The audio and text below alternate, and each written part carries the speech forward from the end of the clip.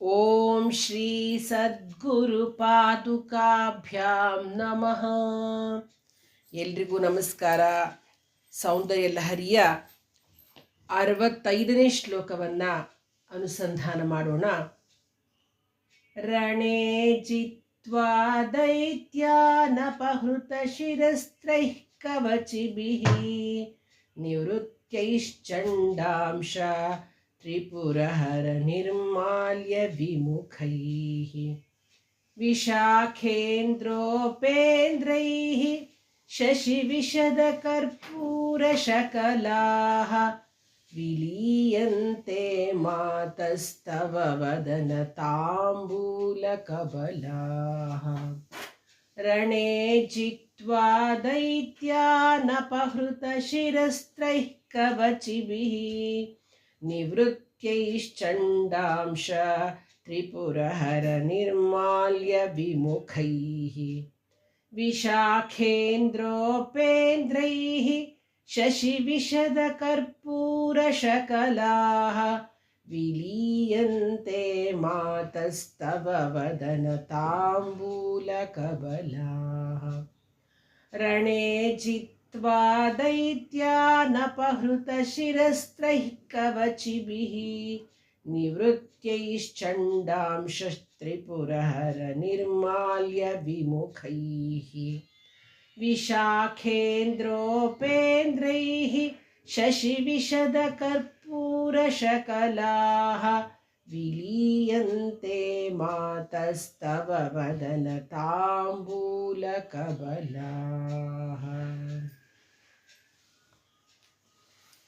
ಭಗವತ್ಪಾದರು ಈ ಶ್ಲೋಕದಲ್ಲಿ ದೇವಿಯ ತಾಂಬೂಲದ ವರ್ಣನೆಯನ್ನು ಮಾಡಿದ್ದಾರೆ. ಸ್ತೋತ್ರ ಲಕ್ಷಣ ಬಂದು ಪರಾಕ್ರಮ. ಮಾತಃ ಅಮ್ಮ, ತಾಯಿ. ರಣೇ ದೇವಾಸುರರ ಯುದ್ಧದಲ್ಲಿ ದೈತ್ಯಾನ್ ರಾಕ್ಷಸರನ್ನು ಜಿತ್ವಾ ಗೆದ್ದು ಅಪಹೃತ ಶಿರಸ್ತ್ರೈಃ ಕವಚಿಭಿಃ ಕವಚಗಳೊಡನೆ ಹಿಂದಿರುಗಿ ನಮಸ್ಕಾರ ಮಾಡೋದಕ್ಕಾಗಿ ಶಿರಸ್ತ್ರಾಣಗಳನ್ನು ತೆಗೆದಿಟ್ಟು ಚಂಡಾಂಶ ತ್ರಿಪುರಹರ ನಿರ್ಮಾಲ್ಯ ವಿಮುಖೈಃ ಶಿವನ ಪ್ರಸಾದವು ಚಂಡ ಅಂತಕ್ಕಂತಹ ಗಣದ ಸ್ವತ್ತಾದುದರಿಂದ ಸುಬ್ರಹ್ಮಣ್ಯ ಮುಂತಾದವರಿಗೆ ಶಿವಪ್ರಸಾದ ಪ್ರಾಪ್ತ ಆಗೋದಿಲ್ಲ. ಹಾಗಾಗಿ ಚಂಡನ ಭಾಗವಾದ ಶಿವನಿರ್ಮಾಲ್ಯವು ನಿಷೇಧ.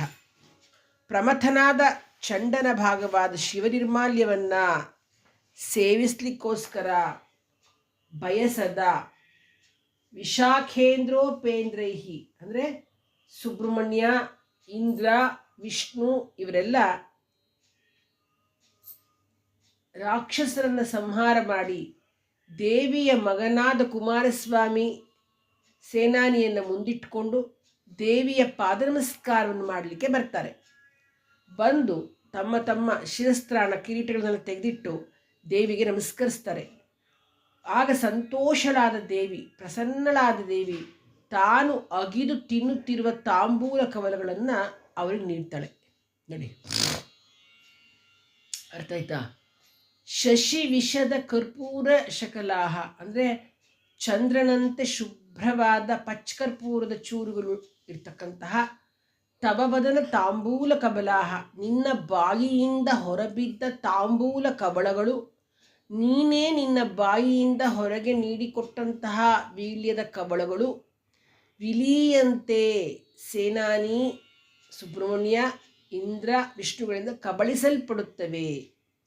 ಅವಳು ತಿಂದಿರ್ತಕ್ಕಂತಹ ತಾಂಬೂಲದಲ್ಲಿ ಪಚ್ಕರ್ಪೂರದ ಚೂರು ಕರ್ಗೋಗೋವರೆಗೂ ಅವರು ಆ ತಾಂಬೂಲದ ಕೊಳಗಳನ್ನು ಭಕ್ಷಿಸಿದ್ರು ಅಂತ.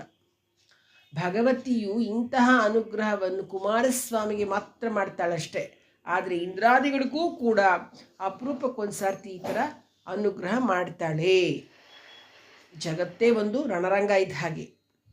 ಅಲ್ಲಿ ಸತ್ಯ ಅಸತ್ಯಗಳ ನಡುವೆ ಯುದ್ಧ ನಡೀತಾನೇ ಇರುತ್ತೆ. ಯಾವತ್ತು ಸದ್ಗುಣಕ್ಕೆ ಜಯ. ಉಪೇಂದ್ರ ಅಂತಂದರೆ ಇಂದ್ರಿಯಗಳು ಅಂತ ಅರ್ಥ. ಇಂದ್ರ ಅಂದರೆ ಮನಸ್ಸು ಅಂತ ಅರ್ಥ.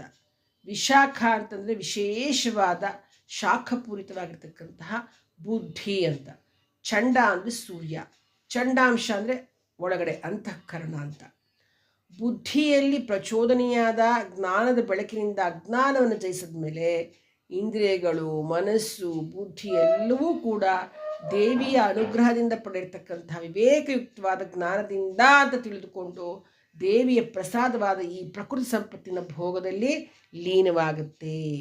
ಶಂಕರರು ಇಂದ್ರಿಯಗಳು, ಮನಸ್ಸು, ಬುದ್ಧಿ ಎಲ್ಲವೂ ಏನನ್ನೇ ಸಾಧಿಸಿದ್ರು ಅವೆಲ್ಲವೂ ದೇವಿಯ ಕೃಪೆಯಿಂದ ಮಾತ್ರ ಸಾಧ್ಯ ಅಂತ ಹೇಳ್ತಾ ಸೌಂದರ್ಯ ಲಹರಿಯ 65ನೇ ಪುಷ್ಪವನ್ನು ಅಮ್ಮನವರಿಗೆ ಸಮರ್ಪಿಸ್ತಾ ಇದ್ದಾರೆ. ಈ ಒಂದು ಶ್ಲೋಕವನ್ನು ಹೇಳ್ಕೊಳ್ಳೋದ್ರಿಂದ ಏನು ಕೆಲಸ ಮಾಡ್ತೀರ ಎಲ್ಲ ಕೆಲಸಗಳಲ್ಲೂ ಜಯ ಸಿಗುತ್ತೆ, ವಿಜಯ ಪ್ರಾಪ್ತವಾಗುತ್ತೆ. ನಿಮ್ಮ ಮಾತು ತುಂಬ ಚೆನ್ನಾಗಿ ಎಲ್ಲ ಕಡೆ ವರ್ಕೌಟ್ ಆಗುತ್ತೆ. ಎಲ್ಲ ಜನಗಳನ್ನು ವಶೀಕರಣ ಮಾಡಿಕೊಳ್ತಕ್ಕಂತಹ ಶಕ್ತಿ ನಿಮ್ಮ ಬುದ್ಧಿ ವರ್ಧಿಸುತ್ತೆ. ಶ್ರೀ ಜಗದಂಬಾರ್ಪಣಮಸ್ತು.